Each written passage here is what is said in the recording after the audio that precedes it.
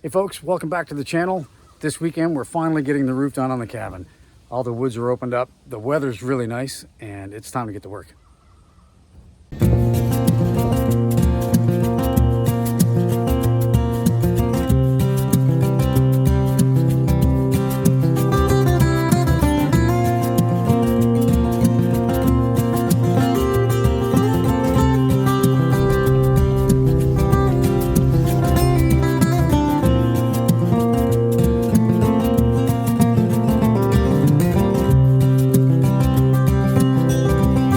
All right, so we started stripping already. As you can tell, what I was telling you earlier, these shingles are in bad shape.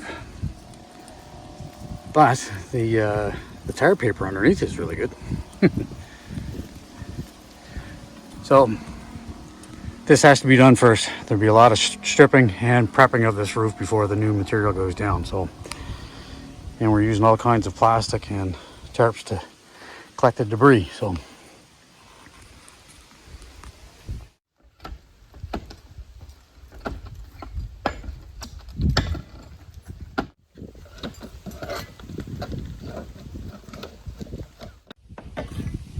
Now you've probably guessed by now that's not me up there. That's my son Shane up there. So he's the hired guns for this weekend. So he's got a lot more agility and mobility and that kind of stuff rather than me being up on that kind of a pitchy roof. So very happy to have him along this weekend for sure. I'm going to be doing the cleanup detail down on the ground. And helping him with anything that he needs. Pass him anything.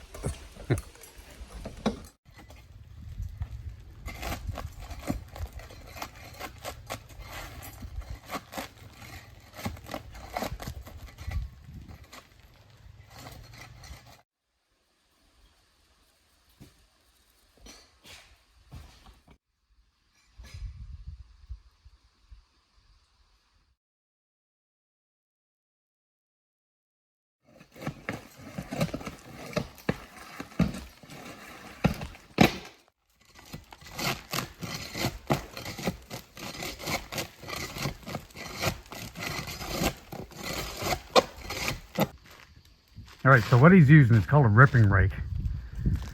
And it's flat on one side and it's got basically a serrated edge to the other, and he's able to get up underneath the old shingles and pry.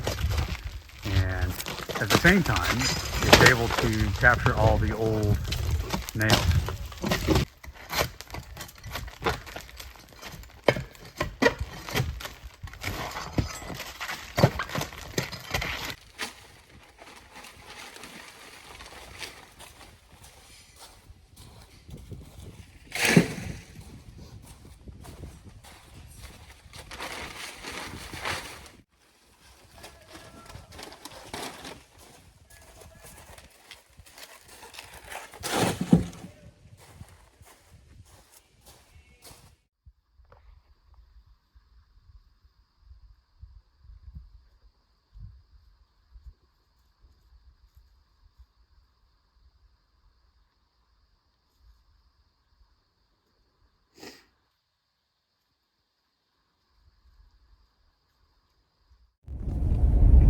Well, good morning. I'm on my way to a hardware store. That's about an hour away. And I forgot a couple key pieces of material to to do this roofing job. We worked till dark last night, just stripping.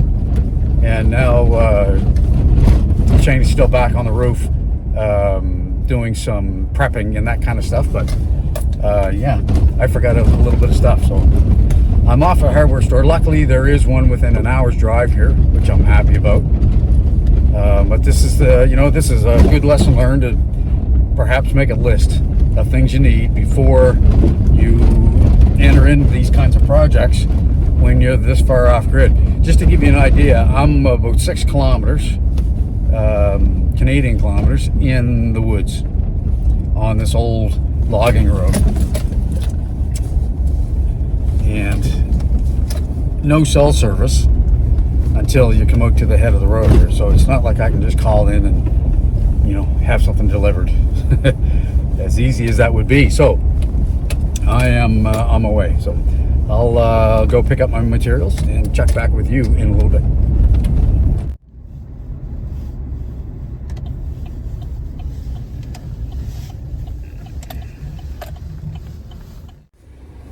You know, it's crazy, the prices of some of this stuff.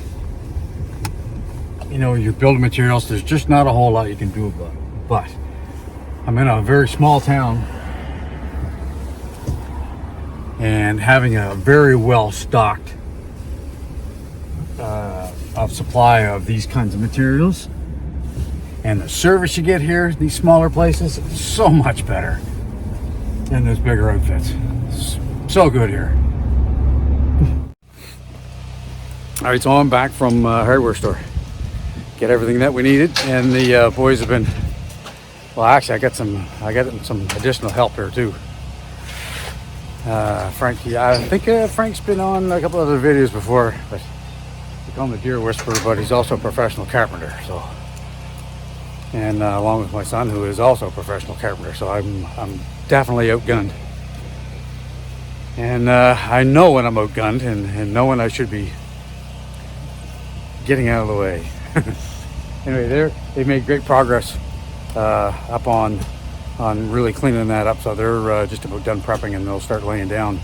There's going to be a couple of different substrates that's going to go down. First, there's an ice and water shield that runs right along the edge there, along the edges of the roof, that protects from like ice damming and ice forming when everything comes down, and will kind of sit there before it actually drips off. And what that does, it just prevents that from that leading edge from rotting and forming a big ice dam. You don't want that. After that, they will do a waterproofing membrane as well, but it's a more synthetic material as opposed to good old-fashioned tire paper. This is a more durable product and will last a lot longer. So anyway, we're still going. It's good. While the pros are on the roof doing their thing, I'm the cleanup guys, and I don't mind doing that at all. You know, it has to be done. So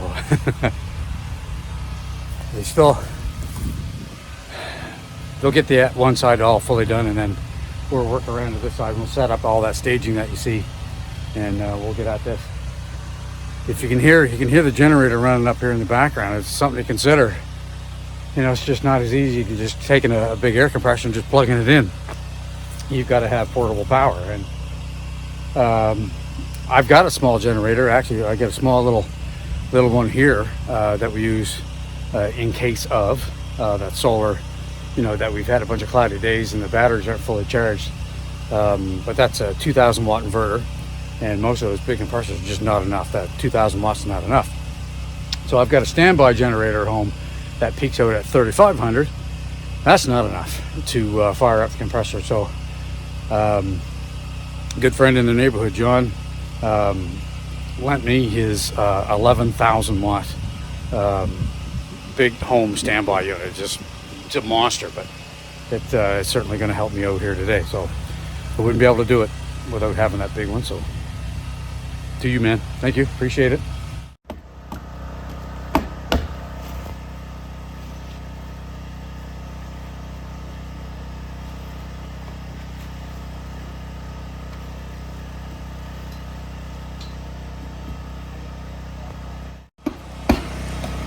So what they're doing now is putting down that ice and water shield. It gives it all that protection to prevent all the ice damming on the edge.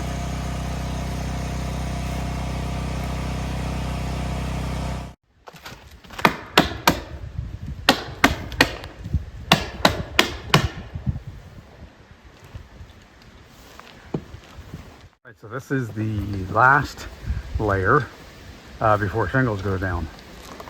That first black strip you see is the ice and water shield. Now this white or this light gray material you see is the synthetic waterproofing that would basically take place of the old tire paper.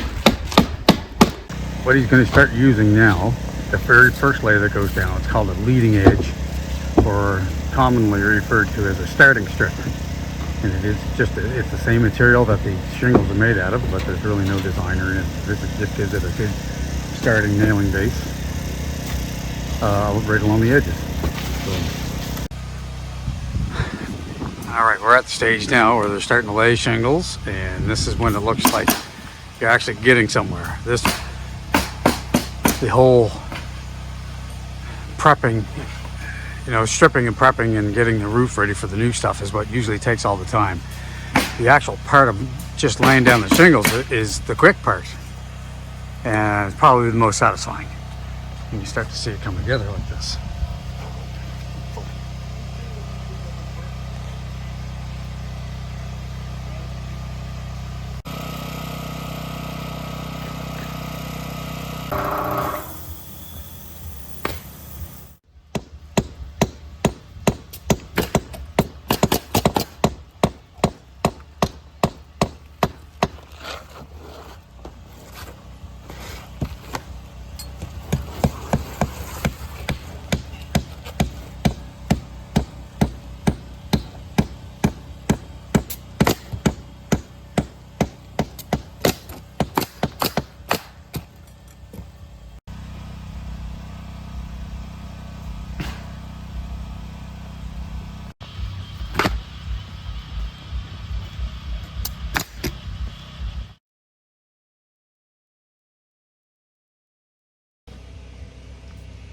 So we're just down to two of us now. Frank had head back to town. Second man on duty.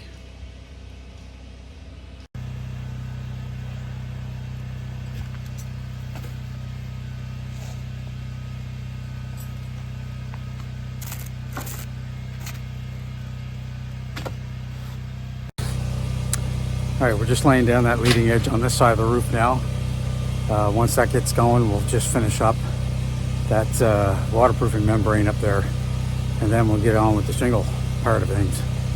It's about noon here on Sunday, so we got the rest of the afternoon to get this thing finished up.